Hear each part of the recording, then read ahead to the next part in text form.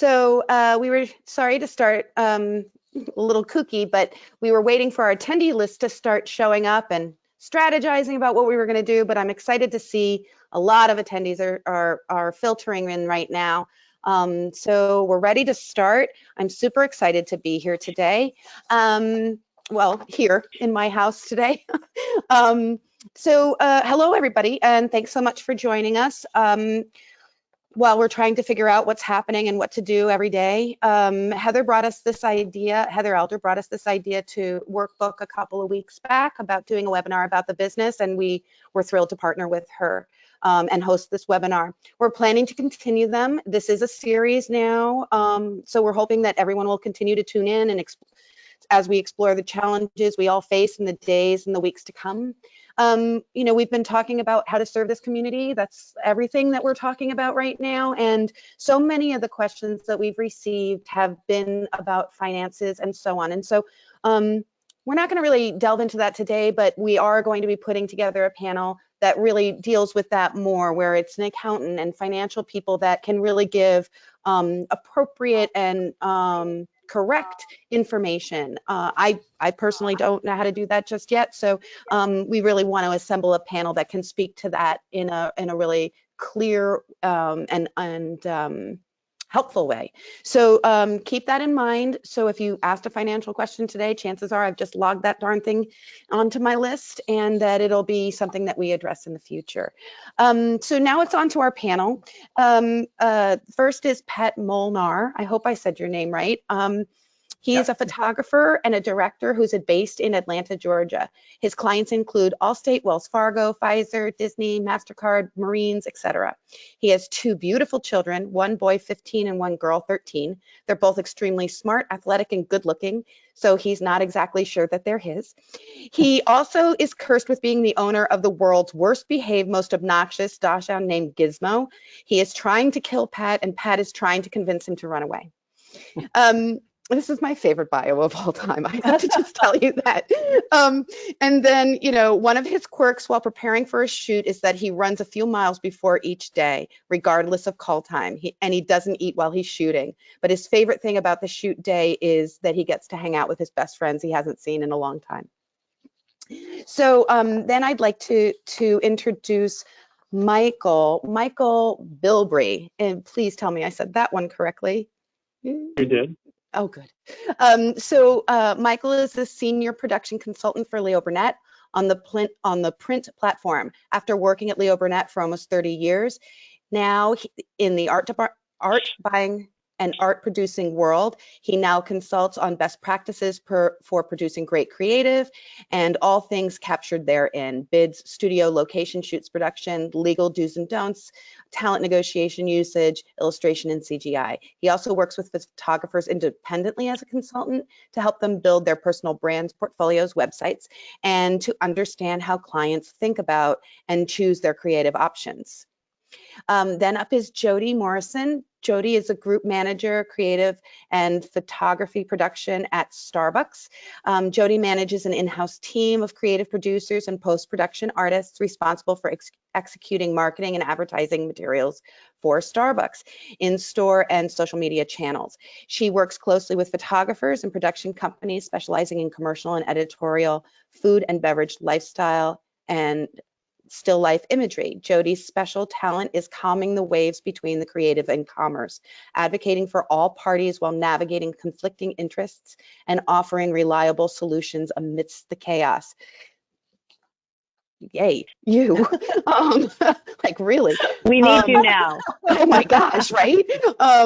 So Heather, and then last but not least, Heather Elder. Heather has been an agent for 20 years. She hosts the Dear Art Producer podcast, writes a blog about the industry, and hosts a site for freelance art producers. Mostly though, she's always thinking ahead, and what better time to do that than now. I'm Heidi Goverman. I work for Workbook, and anybody can talk to me anytime they want. So I'll just tell you that I like karaoke, lilacs, karate, watching my kids play anything, my husband of 32 years, potatoes, my Christmas tree. I have a ridiculous obsession with my Christmas tree. If anybody's ever been on my Instagram, you'll see that. And big dogs, specifically my 4-month-old 60-pound mastiff, also ridiculously apparent on my Instagram. So, on with the show. We're going to jump right into it. The first question, really, we got a lot of questions about content solutions and what people are doing right now. So in the beginning, I'm going to be looking a lot towards you, Jodi, and you, Michael, to get that scoop from the other side, for the photographers and reps out there. What other options for shoots are there right now, or is everyone just not shooting? Jodi, if you wouldn't mind starting me off. Sure. I mean, right now things are slow. A lot of production has just been paused. Right now, I can say for Starbucks, and I'm sure a lot of other big brands, the focus is on employee and customer safety, and that is above and beyond anything right now that is going on. Everything's in the process of being reprioritized, and the communications that are happening right now are actually quite organic. We're sharing stories about stores that are able to remain open, that are able to do positive things for the communities. But as far as marketing and pushing new product, not happening right now. I think it would be inappropriate and really tone deaf. I think that's really fair. Michael, did you have anything you might want to add on that? Yeah, I agree with Jodi. I think first and foremost, the safety of employees and everybody that agencies work with comes first, and their families. And I agree also things are paused. I don't, think this is an end to photography this year or jobs. I think clients will want to spend their advertising budgets and get their brands back, in the market, things they were planning to do. I just think it has to come at a reasonable time once, what the world is facing right now sort of goes away, and it's much safer and much better to move forward. The other thing is, it's really hard to get shoot insurance right now, wrap insurance and things. And insurance companies, we all know, traditionally are not going to put themselves, or expose themselves to cancellations and so forth due to, the people on shoot. So, that's something to consider as well, why things are at a bit of a standstill. And but I think it will resume and get, back into it once there's a better handle on what's happening. Pat, can you, talk to this at all? Is everything just at a standstill completely for you, or are there shooting options that you are investigating, or, where do you stand on that? I mean, I think, as Mike was just saying, right now, everybody's really focused on, their families and their friends. And as far as I know, nobody's shooting right now. We had about 4 or 5 shoots in the process of being put together. Those shoots, as far as I know, are still happening. We're still looking at TBD dates. But right now, I think it's, kind of last on the list right now. First is, making sure, everybody's families are okay. Right. And Heather, how about you? Do you have stuff in the pipeline? Are you having content solutions for brands and agencies and clients right now? I've been having so many different conversations over the week between the photographers that I represent, plus other photographers, plus other reps out there. And pretty much it's a standstill. There's not a lot going on out there. So there's definitely some estimating for the future, some TBD sort of things. But there are, I am hearing from other people that there are some shoots, and I just had a conversation this morning, people who are in isolation, right? Who are in their own studios, who are able to offer up their services. And the conversation this morning was really interesting because I was like, how are they making that work in places where it's shelter in place? What are the laws that go along with that? Are you really allowed to do that or not do that? And we were kind of debating what the reality was of that. And what did that shoot look like? Does the client send the product and then the product sit there for 3 days so that it, before it gets opened? And then do they shoot it, and how do they send, so it's just I think things are there's conversations and there are a few little things happening, but mostly it's, you know, at a standstill. As far as other solutions, yes, there's clients have purchased libraries for a long time. They could use their libraries.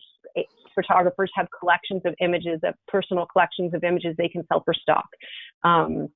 There's extra usage we're trying to track down and see, you know, expiring usages. Are people, you know, needing to re-up on that stuff? But other than that, we're trying to pivot our business and figure out how we can be helpful, resourceful to our clients in the future. Fair. So that sort of answers a couple of the questions that I had coming along here.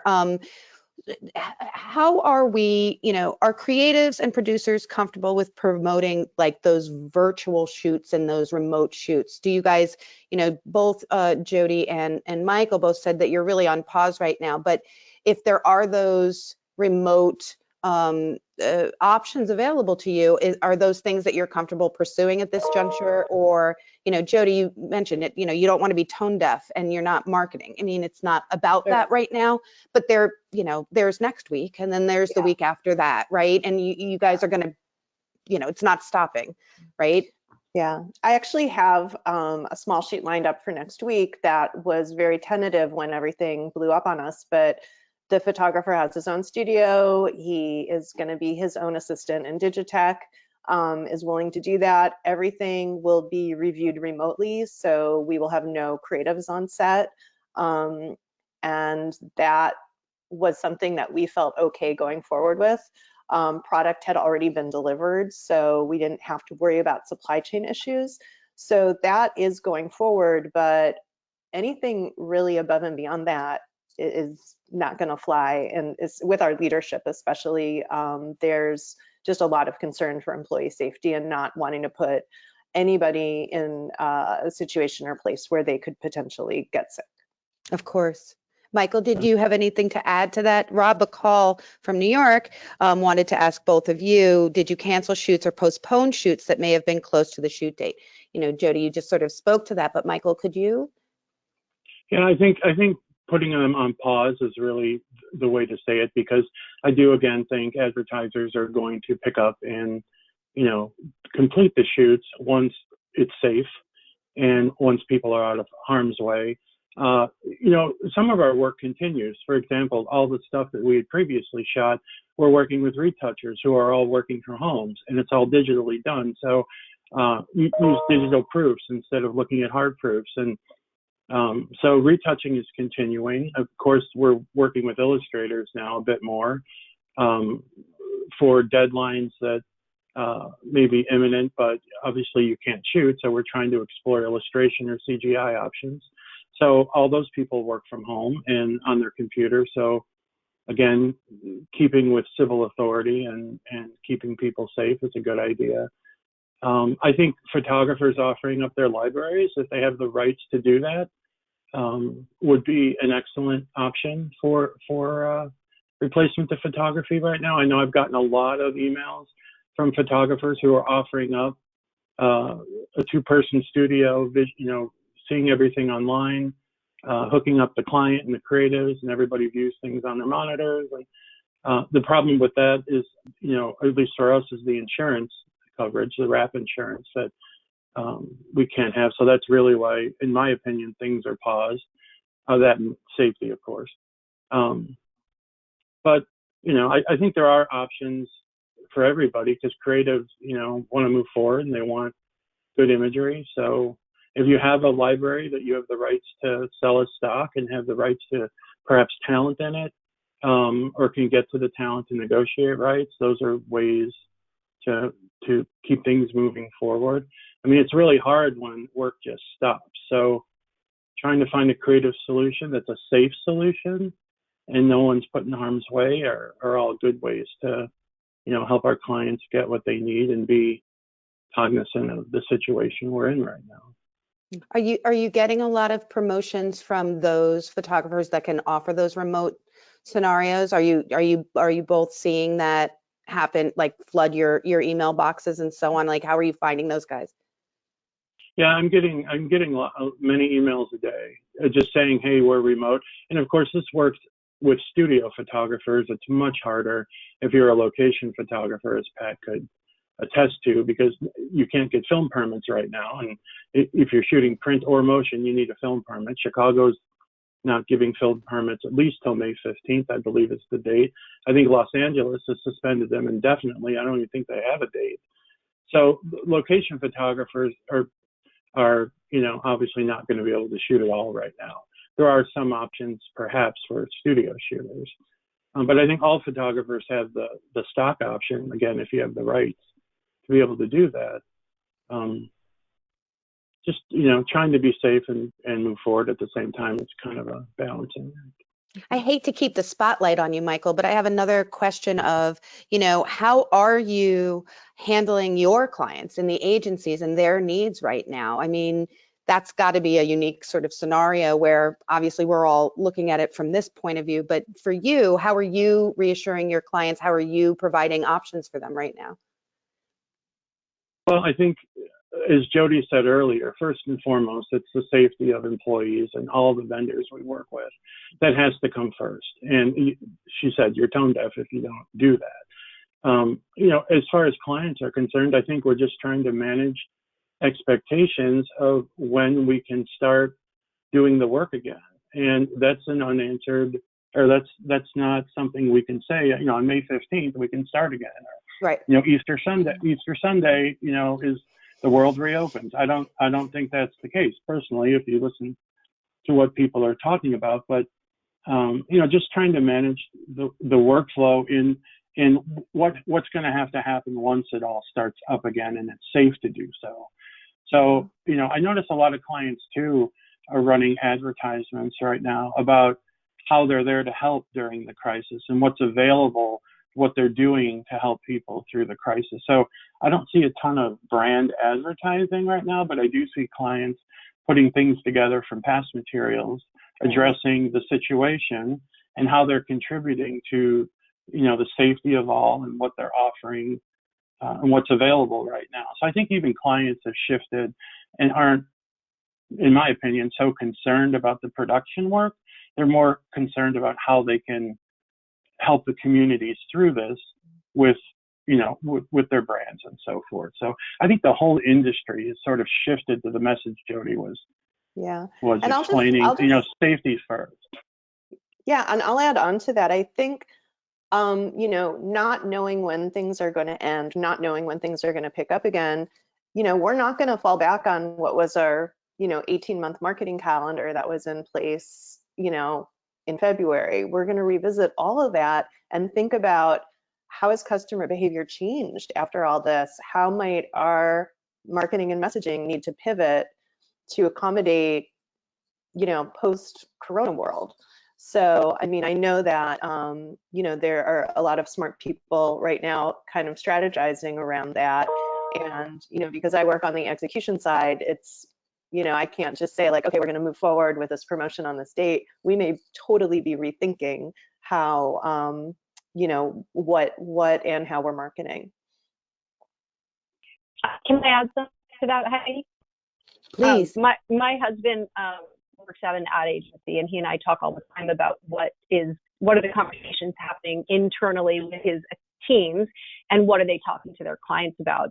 And so much of it is about helping them prepare for what the future looks like, but nobody knows what the future looks like. And many of their clients might have to shift their business plan. What if you have a company that requires people to come into a store or in for a service that they might no longer feel comfortable doing?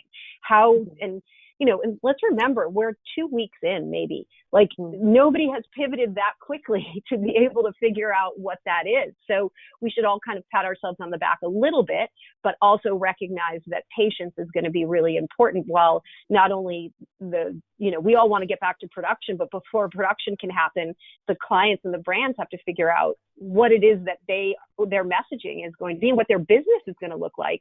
And then the creative has to be put into place to do that. Then we get to produce.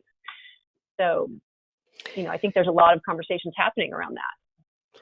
I would agree. I want to sort of pivot to a different kind of a question. If things remain slow long enough, this is specifically from one of our attendees, would agencies be willing to set up virtual portfolio reviews and virtual artists meetings? I'm actually going to ask you, Pat, if you would like be interested in that. And is that something, I would assume that you do portfolio showings with your agencies and so on. And can you imagine being able to sort of properly show your work in that way without that in-person minute? How do you feel about that? Yeah, I mean, it certainly would be different, being, in front of somebody is always, a lot better and, more comfortable. But yeah, I mean, so much of it's digital these days, so many people are, they're looking at the website and then they have a specific target they want to go towards, and then we'll prepare, a treatment with, relevant work that's going to be relevant to that client, to that product, to that shoot. So yeah, I mean, I'm not sure, how many in-person showings, we're doing per year. But yeah, as Heather said, we don't really know, how quick things are gonna get back to normal. And, I think it's just patience and, seeing what happens. Well, I'd like to kick that question to you, Heather, actually, and then I'd love to hear from both Jodi and Michael about it. But you do portfolio shows, you bring in books about all of your clients. This is something that you do, in your role all the time. And how do you see that? If do you have an idea about how that would look virtually? Absolutely, because I've been doing them for about half, in addition to what we do in person. And we redesigned our website with that in mind so that I could give people online tours of our group. And it's been really successful. People really like it. And, it takes a little bit of education. They're wondering, what are you going to do? How does that work? And I'm like, you don't have to invite the whole department. It just can be a couple art buyers if you want. And we do just this. And I screen share with them my website. And it's set up in a way that I can tell the full story, not just the photography story of each photographer. And, I'm able to curtail the presentation to make it very relevant to the brand or the photographer, or the agency that I'm discussing it with. And I've already got a few of them set up. People are looking for stuff to do and looking to show their value to their clients and their companies that they work for. So, yeah, no, I think I am 100% for them and think that they could be well done. Jodi, would you, chime in on that a little bit? Sure. I mean, I would be happy to look at any work that anybody wants to share. Right now, I have a little extra time. So it's actually an ideal time. One of the things I'd like to do is reorganize all my bookmarks and, update kind of who are my references that I go to on a regular basis. So yeah, I think it's a great time to for agents to share rosters and portfolios, and individual photographers to do the same, because I have a little more attention span now. I think I'm coming to you, Michael. Yeah, I agree. I agree. I think photographers should be marketing themselves, and I think this pause, as we're calling it, is an awesome opportunity for photographers to do some sample work and update their websites and take advantage of the time. Again, a little harder for location folks to do that because you can't really gather outside, but getting your website up to date and putting fresh imagery on there and sending out links just as you always do, I think that's a great thing to still do, because again, the work at some point is going to continue and people want to see fresh work. Creatives love to see new work from people. I think a virtual show could be a bit difficult because everybody's in their own space. So instead of gathering, a couple of people in to look at the monitor or however it would be set up, I'm not a real technology guy. So if there's a way to do it, I'm all for it.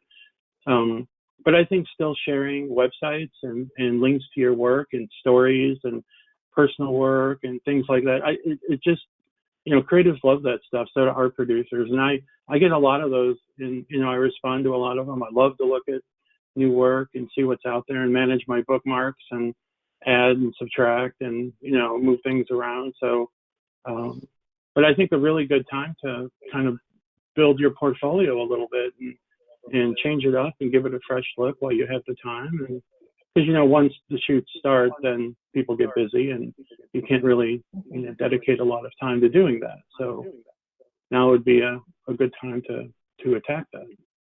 I think by the time we're done with all of this, that we'll all be so tech savvy. It'll be nothing.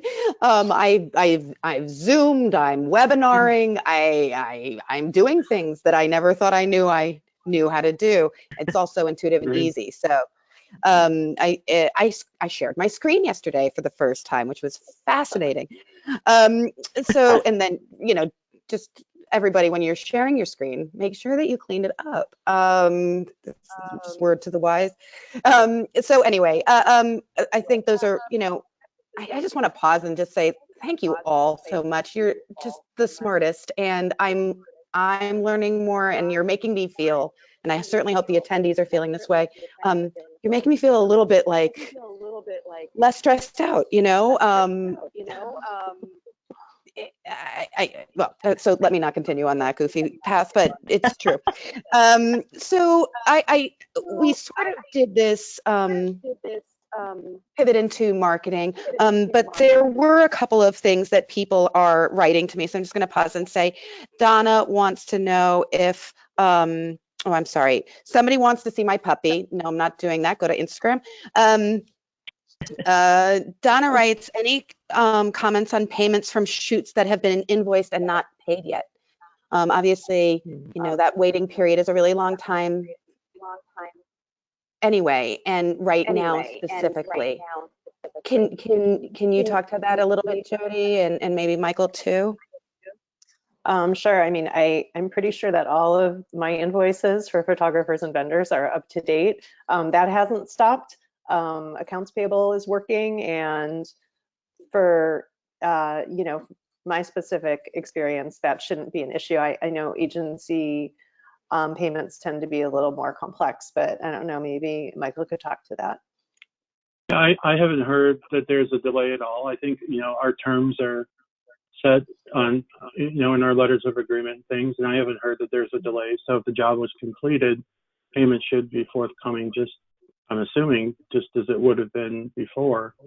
I did notice there was a question on your list about contract payments for shoots that will start up again. If the budget's approved, I don't see contract payments being affected by that if you're booked for a job.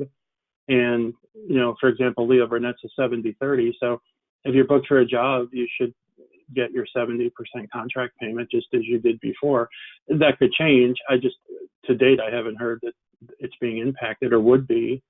Of course, the situation's fluid, but. Yeah, that was the question about advances. Right, about advances and is that going to change? I also had a question from Cynthia Held, who writes, hello, everyone. Is anyone writing estimates and finalizing bids with an award and leaving dates open as to be determined? She has 2 clients doing this right now. Is that becoming more of the norm, that people are sort of, it's going to happen, we're going to start to prep for this? Yeah, I mean, we do have some jobs that are being bid. Of course, all of the shoot dates are TBD, so nothing would be technically booked until we get a better handle on when things maybe could resume. But I know there are a number of jobs right now being estimated, ballparked, et cetera. Nothing, of course, can be confirmed or booked because we don't have end dates, the RAP insurance issue. But yeah, I think people are anticipating at some point it will resume, and get your ducks in a row now, and it'll just make it that much less chaotic because, once it does resume, I think there will be a little bit of chaos again, just trying to get everything back online. And or Jodi's smiling, so I'm assuming she's agreeing with me. Well, I'm smiling too. Why not do some of the upfront work, so yeah. I'm smiling too because you just hit on my next question. Thank you. So I'd like to pivot into the marketing questions. You know, everybody wants to know. I loved that you use the phrase tone deaf. I think we're all like using that phrase a lot, Jodi. And these guys want to market to you, but they also want to be sensitive to, you know, what's happening and so on. I know a lot of photographers are now, you know, messaging like what that brand might need right now in terms of what their libraries are, like Heather was saying.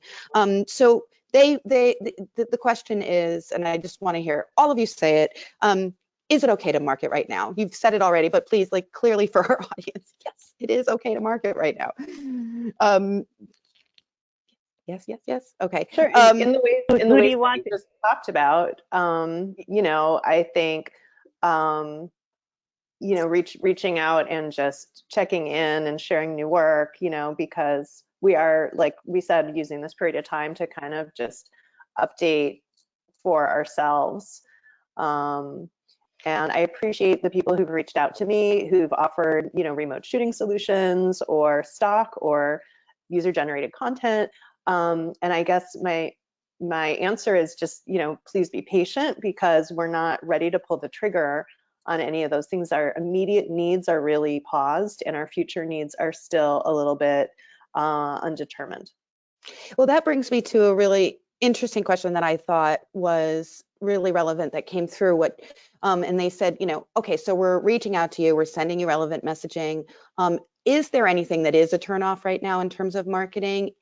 And once they send you those messages, do they then sit and wait? Like you're saying, have patience.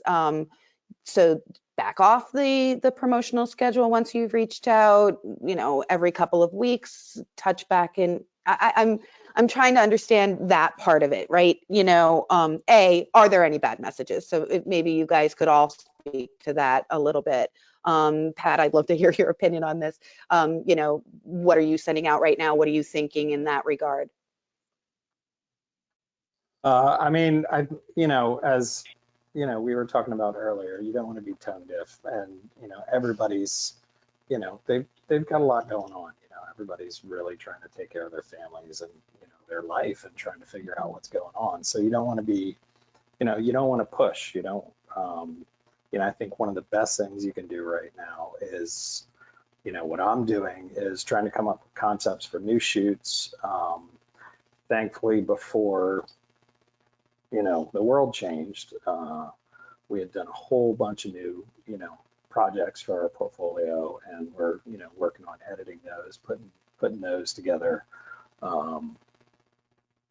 And as Mike said, you know, I'm a location guy, I'm a people shooter, so it's really tough to shoot right now, you know, but we can concept, we can start, you know, thinking about how, when, and why, you know, and with who we're going to do our projects with.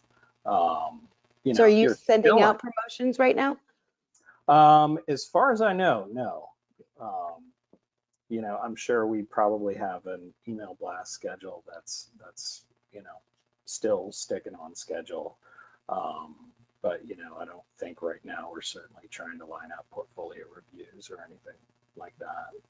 Heather, can you speak to this? What is the follow-up? You know, when you are putting and staying on schedule, like Pat is saying, what's the proper follow-up? Because I love that Jodi said have patience with me. I think that's great. But what does that look like in terms of, you know, how you? Well, I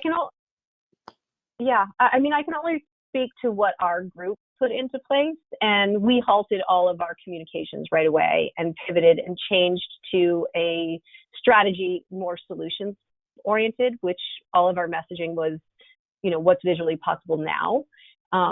And we are only putting out information on sharing work that is relevant in that way. In terms of follow-up, I'm not doing any follow-up with it except with more visual solutions. So I thought something that Dawn said in the last webinar was really helpful in this respect, because my point of view at that point was like, only solutions-oriented messages is, you know, everybody's got so many emails. That was my opinion. And she was like, well, actually, I'm just telling you on that because I think I enjoy getting the happy email or the pretty image or the calm video or something. And I thought, oh, okay, actually, that's really interesting because you are providing something of value. Going back to the tone deaf thing, you probably don't want to share a picture of a group of people at a party somewhere. That's probably not very relevant right now. And I have received a few emails that have kind of funny, some funny photography, turning it into a meme or, with some funny headline or something. So I definitely think there's a place for it. I think there's a smart way to communicate. And I think following up is not necessary unless you're following up with something else that you're offering up. Because as Jodi said, we have to all be patient. I think that's always true though, right? When you're following up, it's always something that you're, adding to the equation. Hey, I have new work. Hey, I have this thing. It's something that, you're not saying, hey, I know you looked at my website 6 months ago. Could you do it again? Right. Right. You are always trying to have that. But Jodi and Mike, can you guys speak to this? Like, what is that follow-up look like that, Jodi, I love that you said have patience with us. I think that's a really strong message. But what does that look like in terms of their marketing to you and them sending you stuff? I mean, I don't know really. That's really we're fair. Totally like uncharted territory right now.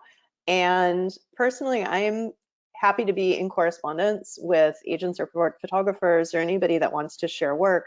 Just know, like I said earlier, there's a huge team of strategists figuring out how is our entire business going to need to shift in this post-corona world. And, when are we going to feel comfortable gathering in public again?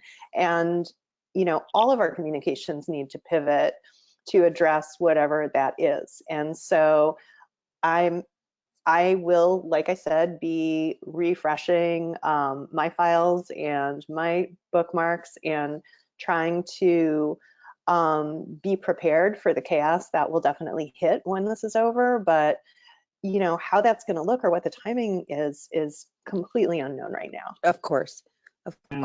Michael? I think one of the things that's going to come out of this personally is all of the messaging that I've gotten, first of all, has been very sensitive to the situation. So every promo email or email blast or communication I've gotten always starts with, we hope you're well, we hope your family's well, we understand the circumstance, just wanted to, keep my work on your radar for whenever the situation resolves itself or however it turns out. But I think one of the things that will impact the industry is all of the folks who offered up remote photography, hey, we can do it with a skeleton crew, and you could stay client at your office, and agency you could stay wherever you are. I think people will start to take advantage of some of that moving forward, because I don't think people are going to be very eager to gather back in rooms of 30 people, and get together. I think there is going to be some hesitation to do that. So even after this gets, a bit under control, I think people will still want to take advantage of some of the solutions that have been presented and still do some of that stuff. And only, it's different again, Pat, like you shoot on location. Once you get the green light, there will be people gathering and so forth. But I think it'll change the industry a little bit, knowing that is a solution that can still be used, and people don't have to get on airplanes if they're nervous to fly somewhere or go somewhere. And it can all be done remotely. So even though that's probably not what creatives would love to do, it's still something that they can do. And we should be, aware of that moving forward. But as far as messaging goes, I think everybody has adapted their messaging to, from, hey, what do you got going? Can I get in on a bid? This is what I'm doing, to, we get the situation, we understand it, we hope you're well, we hope everyone's being taken care of. Here's some new work for your consideration as things progress. So again, I'm certainly not opposed to people marketing. That's part of the business, and we will eventually, hopefully, return to somewhat normal. And until that normalcy resumes, people still have to get their work out there, and let us look at it and enjoy it and consider it. And when we're ready, we have that much more to offer up to our creators as solutions for campaigns and things. So I'm all for it. Just obviously don't be tone deaf when you're doing it. Right. I just got a question from the audience asking, one of my shooters had sent an e-blast the other day from his standard template and got very negative feedback from a few people that have always loved and commented on prior e-blasts. Is anyone else seeing this? Heather, I'm going to throw that one to you. Are you getting any negative feedback to marketing right now? I've gotten one. And I was surprised by it. I remember back when the Boston bombing happened, we had scheduled these email blasts, and it was so shocking when it happened. I didn't have the wherewithal to be like, oh my God, I have an email blast that's scheduled to go out today. And I remember when that went out, someone sent me an email telling me we were super insensitive for doing that. And of course, I was very apologetic. It had been scheduled 2 weeks beforehand. So I'm really sensitive right now to doing the right thing. And the person had reacted to the image. And so I was surprised by it because the messaging that we put out with it was very sensitive as well. Based on our previous experiences with that, but I've only gotten one. It actually brings me to the next question. Has anybody received any unique communications? What is standing out to you right now? I think I'm going to, obviously I'm hyper-focused on Jodi and Michael right now, but certainly you guys could speak to this. Anything like uniquely grabbing you right now? Any communications that really have had an impact for you too?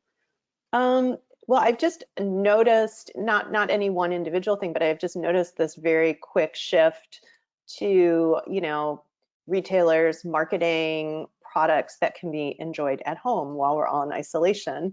If you go to Amazon's homepage, they're promoting movies you can stream. They're not, encouraging people to run out and buy Mother's Day gifts and Father's Day gifts and graduation gifts, which would, be happening soon. So yeah, I've been impressed with the swiftness of that shift in communication from major brands. But I haven't received that one remarkable promotion yet that has blown me away. Michael? I have gotten a number of quite funny communications where photographers are using their photography to demonstrate what it's like to be sheltered in place or work from home. And they kind of turn their photography around instead of really promoting it for marketing purposes, just to reflect what we're all going through right now and to maybe inject a little humor in what is a very, anxiety-filled world. And a few of those have stood out just, because it does make you giggle, and, it forces you to think about normalcy for a moment in this abnormal situation. So those have been kind of fun, and I'm glad photographers are stepping up and doing that. And it makes the day a little nicer when you're all. I just was reminded of one really special promotion that was shared with me by a photographer who has these amazing children, and he put together a documentary on his girls. And it was so great because whenever I talk to him, we always talk about his kids, and it was just so great to see this editorial story about them. That's wonderful. Okay, so there's a question here about how can we use social media more effectively to reach out to our potential clients during this difficult time? That's a tough one. The same way we always use social media. I think. I can answer a little bit to share that one of my photographers, Tim Tatter, is doing Instagram Live every morning at 7:30 in the morning and taking questions from photographers. So it's been a really good way for him to kind of give back. And, I think he's doing it to stay busy, to stay sane, and to stay connected, but also to have a feeling of, helping other people out. So you don't have to just use social media to promote yourself. You can put yourself out there to be helpful to others. That's a really good point. So for future shoots, I feel like we covered a lot of this portion. Does it look like the future of productions will change, and how so? I think, Michael, you really touched on this already about the virtual element of everything that we're doing right now is educating everyone how it can be done in the future. So I think, you were saying, and I don't mean to paraphrase, but you were saying that it's going to change some of those things, not necessarily the idyllic shoot, but some of the practical shoots, right? Yeah, I do believe that, because people are even when the all clear is sounded, in my opinion, there's still going to be an enormous amount of people who are going to be very, sketchy, or very nervous, pardon me, about getting back together in groups of people. I mean, it's just going to be a byproduct of what we're going through. So, can I ask? Yeah, I think it will have an impact. Well, and can I also ask this, like, if it has to be a location specific, are you going to be looking more towards a local photographer so that they can do it in that space, as opposed to maybe a more national photographer or someone somewhere else? Yeah, that's difficult to answer, only because, a lot of times, for example, we can't shoot in Chicago because everything's drab and cloudy, and we go to LA for a reason, because LA has beautiful weather, and it's a movie town, and we can, not that Chicago isn't a movie town, just weather, can impact what you're shooting. So I do think people will look to local talent more frequently now to avoid travel for a while, and to avoid, going to different communities and things, just out of sheer, anxiety of what we've been through. But it's all going to depend on what you're shooting and what you need to shoot it, where you need to shoot it. Well, thank you. And I did get a question about hiring locally based and anticipating that more once productions are up and getting greenlit again, but it's sort of the same question, so I don't know why I wrote it twice. So clients still have production needs. We're going to move into safety, but I feel like that we were here. We talked about how should we judge when it is safe to start, and how are we going to judge when it's safe to start to meet again? I think that that's a global question that I don't know how to answer personally. So I want to trust my leadership, and I certainly trust my governor, but I don't know the answer to that. How do you guys feel about that? I mean, I think I love that you all answered at once. I love it. I love that. I'm going to ask Pat, because he's been a little bit quiet here, and I would love to hear what Pat has to say about this. I mean, I think when it's, when it happens, we'll know. I mean, especially with clients too, as, Michael brought up, they're very concerned about insurance and things like that. Most large clients, have an army of attorneys, whose job it is to say, no, you can't do that. So once they start saying, yeah, you can do that, then, then we'll know. We'll know. Jodi, I'm sorry. Go ahead, Heather. I'm sorry. Oh, sorry, Jodi. But there are lots of conversations happening behind the scenes right now, with producers and crew and photographers and, policymakers within our industry that are trying to figure out what the future of our terms and conditions look like, our contracts, our estimates. What does it mean to have safety people on set? Are we going to have to go pre-scout a location for safety reasons? Are we going to have remote streaming on a location? And what does the Wi-Fi look like? There's going to, talent. Will they be charging us more money because there's a certain amount of people on set? Like, there's so many of those answers that we don't have yet, but just know that there are people out there having those conversations and trying to make them a bit more global within our industry so that we can have some standards or some, ways that we all approach the future together, so that we're not, reinventing the wheel. We're each reinventing the wheel ourselves.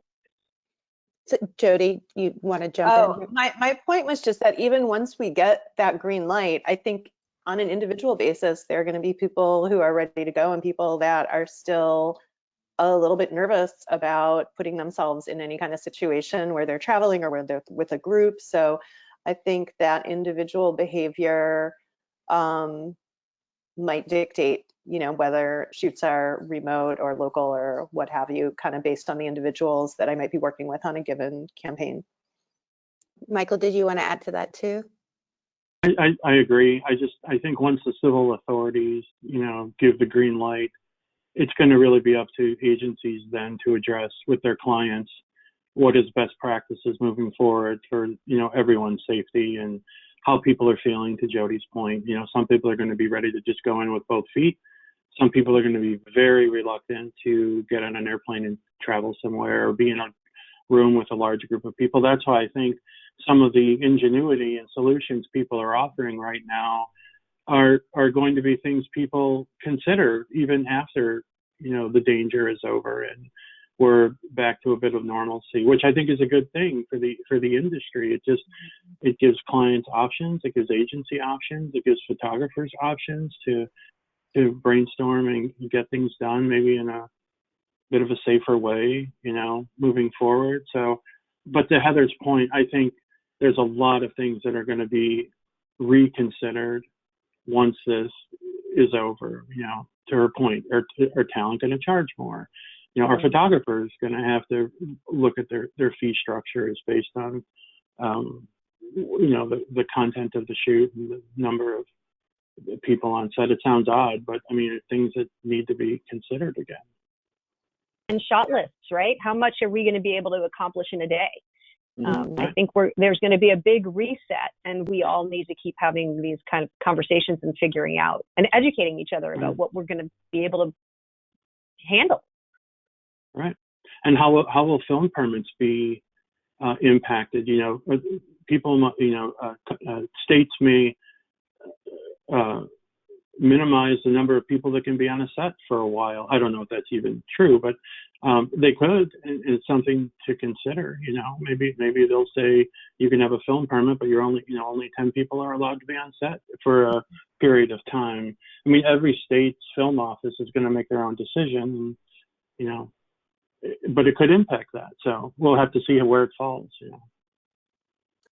You guys are all so smart. So I would like to sort of pivot towards the silver lining portion. I'm a bit of a Pollyanna. I don't mean to put on a bright face. I feel like everybody has their minutes of their day where they go, oh, but just, I love to have that. You guys are also positive, and I love everything that you're saying. So I always like to end our discussions on the silver lining, right? What positive changes in our industry do you think can come out of the chaos of the pandemic? Sort of a little bit of what you were just saying, but do you see anything that's standing out in your mind that's going to be a positive impact that you can already sort of see moving forward? I'm going to ask Pat. You're on the spot, man. I mean, I think just as a whole, outside of our industry too, I mean, people are just going to appreciate everything a whole lot more, going outside and seeing your friends and, giving your mom a hug. Oh my gosh. Like it's, and, I think I had a conversation with my grandfather, who's a, World War II guy, and he's just has this attitude. He appreciates everything. His favorite food is hot dogs, because they would get hot dogs once a month in the Navy in the South Pacific. And that's all you got to do to make the guy happy. That's amazing. I think just appreciate everything. So I think moving forward, we should play the game as who makes Heidi cry first, because last week is Heather. When she was talking about hugging your kids, and Pat, you just got me right there, because my mom just turned 80 years old and I couldn't go to her 80th birthday, and you just got me. So that'll be the drinking game moving forward. Just FYI, it's going to happen every time. But Jodi, do you want to jump in there? Sure. I mean, I would just reiterate what Michael was saying. I think we are embracing technology in new ways as a result of this. Even though the technology was there, we maybe didn't feel comfortable using it. We like to fall back on the way we've always done things. And, I've seen that just in all communities.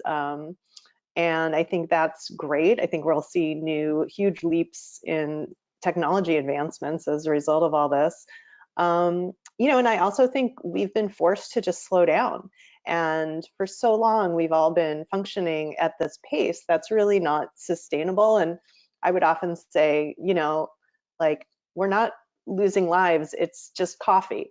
And, we are now in a situation where people are dying, and, just being able to just put things back in perspective and reprioritize, I think is, I hope, something that we'll hang on to and really fundamentally think about what is truly important. No, that's exactly the definition of a silver lining, right? Michael, did you want to add to that at all? I agree with everything Jodi just said. I really do think that not only does it give our industry pause on work, but it also gives our industry pause moving forward about how we're going to treat each other moving forward. And, how we have to recognize that above everything else, someone's safety and well-being is always going to come first, and it should. And when we get caught up in the chaos and the craziness of production, take one moment to just remember what we've all been through and just extend that when things become normal again, because, this is a very scary time. And like Jodi just said, people are dying. So in perspective, we just have to remember, when we're all working together that, everybody is important and everybody needs to be safe. And, So I had a question that came through, but I also mentioned to all of you guys I was doing a Zoom thing yesterday at Art Center. I often will go into their classroom, just to talk about marketing and things like that. And one of the things they were saying is, what kind of advice do you have to kids who are about to graduate schools and people who are starting their careers right now and entering the workforce now? So I had and Sarah from New York writes, I'm a professor at the communication design department at City Tech SUNY, or I think I'm saying it wrong. Anyways, I teach students who are about to graduate this year as commercial artists and designers in the current market. Do you have any advice for them? This can be anybody. I do. I spoke in a class at my college last year or a couple of months ago or something. I can't even remember now. Time's a blur. And I had that exact conversation with them. The idea that they are part of a generation that is affecting change, and they're entering into an industry that is absolutely evolving and changing. At the time, of course, I didn't know how much, and that this, our industry is going to look to them for solutions. So yes, it's going to be a crowded market. Yes, it's going to get really hard to find a job, especially if you're new at it. But I think you have graduates have a fresh perspective. They have, they're not used to doing things a certain way, and they may be able to bring solutions to the table that none of us might ever be able to think of. So, I can't answer the question of if they'll get a job or how hard that will be, but I do see them as, hopeful and change and evolution that we all are going to need. So I agree with that. Pat, do you have any advice, maybe? No, I mean, to echo what Heather said, it's really, these are young kids, and they're going to think of things that we're not, thinking of. And, nobody's going to do it till somebody does it. Nobody Right. spun around 3 times in the air on their skateboard till somebody did it. And, Sure. yeah, it's going to be them trying to come up with, new ways to look at things, and new ways to, basically get your opinion across in a visual, because that's what we all do. You get hired for, what you think is cool, and you can visually convey that. Absolutely. So I have, I that question is sort of for both Jodi and Michael, but I'd actually like to make it a little more global, and I want to sort of end on this question, and then we can take some more questions if anybody, if any of the attendees didn't feel your questions were answered during this time frame, and you wanted to log in some more, that'd be super. But I wanted to sort of end, this portion at least on this question for Jodi and Mike. Could you share what, in your opinion, is the most reassuring things for photographers right now? That's a tough one. So let me put you terribly on the spot. Jodi, would you like to start on that one? I guess the most reassuring thing is photography is not going to go away. We're going to need it likely more than ever when this passes. Yeah, I mean, I think visual communication will always play such a huge role in all of our lives, and being at the center of that is going to continue.